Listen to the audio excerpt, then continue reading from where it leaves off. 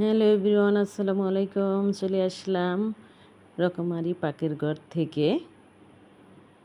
আজকে ভিডিওটা ভাবলাম আপনাদের সাথে শেয়ার করি, আমার বন্ধু বান্ধবী ও সবার সাথে শেয়ার করি, তাই শেয়ার করছি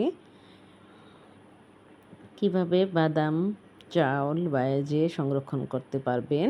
আর এই তার ভিতর যদি হয় এরকম আষাঢ় শ্রাবণের মাস, এরকম ঠান্ডা ঠান্ডা হালকা হালকা বৃষ্টি পড়ে, আকাশ মেঘলা মেঘলা, তাহলে তো কথাই নেই, একদম জমে ক্ষীর হয়ে যাবে। নাহলে আমি এইগুলি কিভাবে করছি সেটাই আপনাদের ভালো একটা আইডিয়া দেব। যদি আপনাদের কাজে লাগে বা একটু হলে উপকারে আসে তাহলে আমার সার্থক। এখানে আমি কিছু বাদাম নিয়েছি। এই বাদামগুলি এবছরের নতুন বাদাম, তবে নতুন বাদাম খেতে কিন্তু টেস্ট একটু অন্যরকমই হয়। আর যখন বাদামটা পুরানো হয়ে যায় তখন কিন্তু বাদামটা খেতে এত টেস্ট লাগে না। তাই আমি বাদামগুলি আগে ছুলে নিয়েছি, ছুলে একটু লবণ দিয়ে মেখে নিচ্ছি, একটু লবণ দিলে টেস্ট বেড়ে যায়।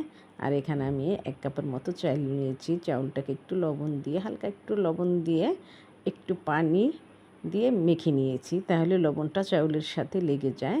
তারপর একটা কড়াই দিয়েছি, যে কড়াইটা আপনি একটু রান্না বান্না কম করেন, যে তেলের কাজ কম করেন, ওরকম একটা কড়াইতে ভেজে নিতে হবে, তাহলে ভালো হয়। আর না হয় কড়াইটা যখন তেল উঠবে তখন কিন্তু চালগুলি ফুটবে না বা অত ভালো হবে না বাজতে গেলে। তাই আমি ওরকম একটা পুরানো কড়াই নিয়েছি, কড়াইটা একটু গরম করে নিতে হবে, গরম করে চাউলগুলি দিয়ে দিচ্ছি, দিয়ে তারপরে যে নেড়ে নেড়ে রাখতে হবে, নেড়ে নেড়ে না রাখলে কিন্তু নিচেগুলি পুড়ে যাবে, কালারটা আপনার এরকম সাদা থাকবে না। তারপর এরকম আমাকে 4 থেকে 5 মিনিটের মতো একটু সময় দিতে হবে, সময় দিয়ে আপনি ভেজে নেবেন।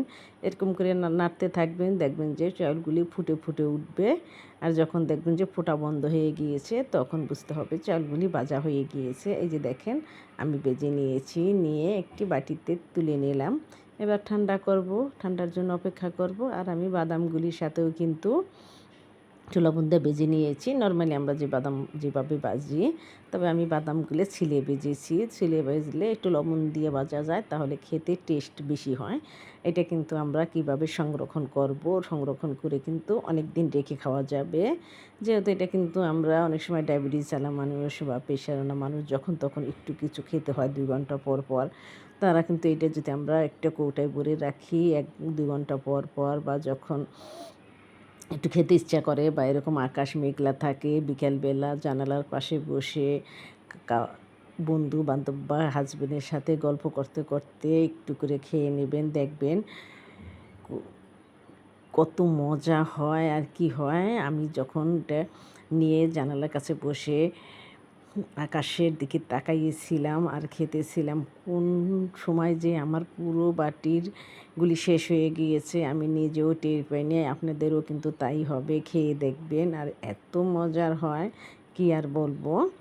তাই এভাবে আপনারা এটা করে কিন্তু সংরক্ষণ করে রাখতে পারেন, অনেক দিন ভালো থাকবে, কোনো বাতাস না ঢুকলে ভালো থাকবে। আর খেয়েও কিন্তু অনেক মজা পাবেন। অনেক সময় আমরা বাদাম ছিলে খাওয়ার জন্য কিন্তু খেতে চাই না, বা ভাজা থাকে না সেজন্য খেতে চাই না। আর এটা যদি আমরা একদম রেডি করে রেখে দিই তাহলে কিন্তু আমরা যখন ইচ্ছা তখন খেতে পারি। অনেক সময় বাচ্চারাও কিন্তু, বাচ্চাদেরও ছোটো বাটিতে করে এভাবে তুলে দিলে ওরাও কিন্তু একটা একটা করে নিবে আর মজা করে খাবে।